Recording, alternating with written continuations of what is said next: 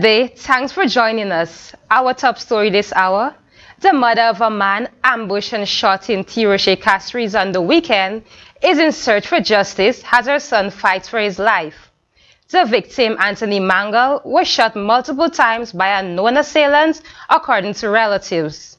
His mother, who spoke to the Gvd News Desk on Monday, is searching for answers. Tu vas bien critique l'hôpital là, tu vas là ni pas me passer là, yo croise tout ça qui en dedans. Ba la croise tout ça qui en dedans, tout fouissi, tout boyoy. Right now là pour docteur cardio pas faire rien bali. Tu vas là ka goumen pour la vie, l'hôpital là pas de mouches là l'hôpital là. Pas de mouches, pas de bagaille, pas capable de personne ni tubané. Encore de sang moi il la je sang ouais. So right now là, moi plus après step by each one. Tu vois ça supposé hen arrêter because depuis là il a chaque fois moi garder gâteau nous tout. Fa oui nek ti fouet. Hier moi te opikon ti fouet passé quand van bon moi. Oaz il moi chekon moi. So moi vle enfant comme because il a poussé ba ça à deux bout. Mais ti boy là ni madame li go boudin. Et ni madame li go boudin madame nan ti maman en lay. Yo point foni. Et qui pas ka faire personne rien. Bon matin il te pour un travail et qui passe même travail. Et qui l'hôpital là ka goumen pour la vie. The concerned mother is calling for police intervention and says she is fearful following recent threats on her life. She recalls the matter have been reported to the police. Well, moi peur because si bola diga shoot nous tout. Il diga shoot tout, il diga ko Anthony, moi ni ti fi diga Nathalie Neptune. Ti fi moi Halan station Bali, il kan bete Nathalie, il kan bete nous tout. Hier fois il passé avec moi, ti fois il dit tout semaine là monsieur passé oaz mon Dieu bon semaine les filles là, ma ka acheter c'est mon toin. Manique c'est mon opikon là qui va de tirocher. So pour tu kan bete nous yo ka faire ce bail ça. Il a poussé bail ça debout, ça pas regarder belle. Ça pas regarder belle, ça pas bon. Dans le tas, tu vois là, l'hôpital là. Tu vois là, caca épicé, gars, il va faire rien pourquoi. Mais madame, il go boudin, car le musique, mais il y a un petit maman en l'air encore. Pourquoi ça nécessaire? Pourquoi ça regarde belle? Ça fait regarder belle, ça pas bon. Il est poussé comme ça à debout. Top monde qui a tué mon innocent en pays. Top crime qui a fait. Top bagaille qui a fait innocent. Il n'y a pas même un sous la tête qui a tué mon con. Il est poussé debout. Il est poussé par ça à debout. Il est poussé debout.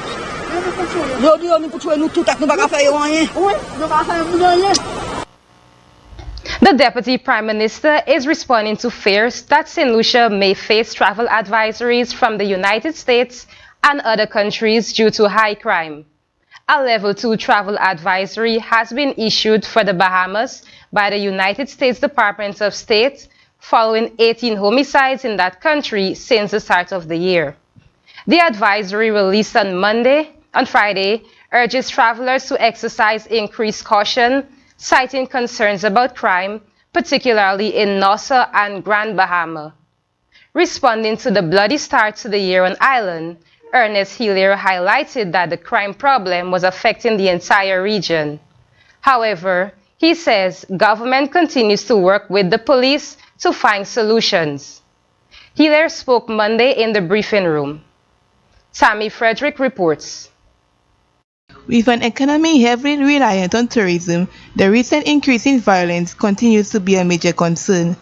In fact, St. Lucia's Deputy Prime Minister and Minister of Tourism says the situation is getting out of hand. However, Ernest Hillier debates that the problem is one being experienced beyond the borders of St. Lucia. He says he is baffled by the decay in the moral fabric of society. Every time I read a story about, a homicide in St. Lucia, it really pains me. And it's not even so much about tourism. It's just about, our society and what it is becoming. When I read it about other Caribbean societies having similar challenges like ours, it really sets me thinking as to what's going on in our region and even the world, that individuals are becoming so desensitized to the lives of other people. They're becoming so indifferent, and this thing is really getting out of hand. The Deputy Prime Minister revealed that talks are ongoing with the police as a solution to the problem is sought. He further defended government's role in crime fighting. Our role as government is to sit to the police and say to them, what are your strategies? What do you need from government? And then to provide it for them. We are not trained law enforcement. We're not experts in criminology and whatnot, so we don't design and develop strategies for them.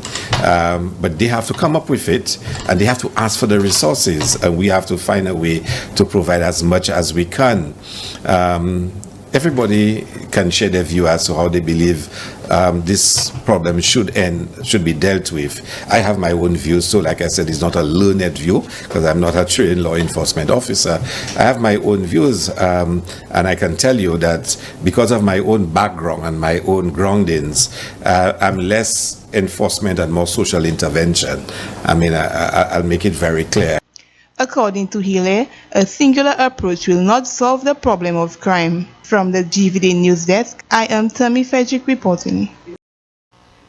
St. Lucia is earmarked to benefit from a European Union-funded Global Gateway Investment Agenda. This multi-million-dollar initiative promotes investment in clean energy and digital technology transitions. The director of the European Union Commission, Mr. Felix Hernandez Shaw, addressed the agenda and its intended goal during a recent visit to the island. Michaela Charles Noel has the details.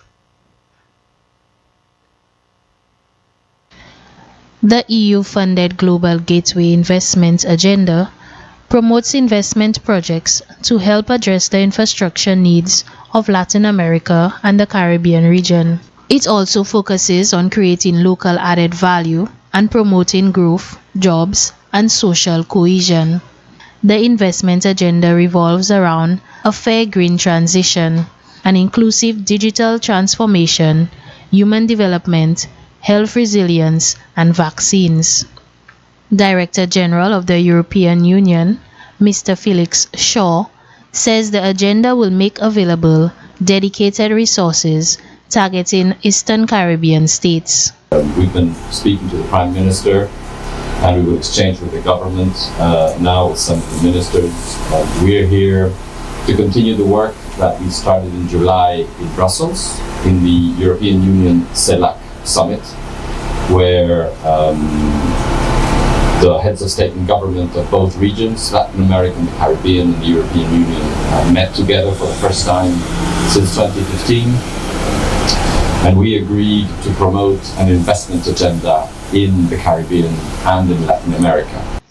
Small island developing states like St. Lucia are confronted with the similar challenge, like other nations, to transition to digital and green technology. The Director General says the EU wants St. Lucia and other Caribbean countries to partner on promoting a 21st century digital society that generates sustainable employment and opportunities. We are, as I was telling the Prime Minister, we're working on cybersecurity on a number of issues, and that's where we see our young people in both sides of the region of the Atlantic excel in working together on cybersecurity, and we would like the Eastern Caribbean and St. Lucia in particular to be a part of that. According to Mr. Shaw, the digital and energy transition must be inclusive and fair and must benefit the entire population. From the Gvd News Desk, I am Michaela Charles Noel reporting. St. Lucia will join the global community on February 4th for the observance of the World Cancer Day under the theme Closing the Care Gap. St. Lucia will host the observance under the sub-theme St. Lucia Moved to Conquer Cancer. More in this report. The cancer epidemic remains a major concern for many countries worldwide. According to the Pan American Health Organization, cancer has remained the lead cause of death in the Americas since 2020. Annually, on February 4th, the world shifts its focus to a common message, cancer awareness. According to family life educator Naomi Grandison, the Ministry of Health, Wellness and Elderly Affairs, like its counterparts, will actively participate in the observation. We have adopted the theme St. Lucia Moves to Conquer Cancer. The reason we've chosen that theme is because we recognize that cancer is so significant and it impacts all of us. We are concerned that we talk about cancer all the time, but what are we doing? We need to move. We need to take steps actionable steps towards reducing our risk for cancer and supporting persons who have cancer, the institutions who help persons with cancer. Granderson further explained that the ministry would this year be taking a different approach towards the observance. Persons are being encouraged to participate to the Pledge 5 Challenge for World Cancer Day 2024. We want you to take at least 5 steps to make a change and to stand in solidarity with persons who have cancer or who has lost a person with cancer. Take responsibility by, practicing 5 healthy habits, no tobacco smoking, better eating, more physical activity, doing your cancer screenings and so on. And another thing you can do is uplift 5 people. Another thing you can do is donate $5 to a cancer support agency. Another thing you can do, walk for 5 kilometers, and then you post that walk online and you tag 5 friends to do that challenge. So you can take these 5 steps or do 5 things, pledge to do it, so that we can work together to reduce our risk for cancer.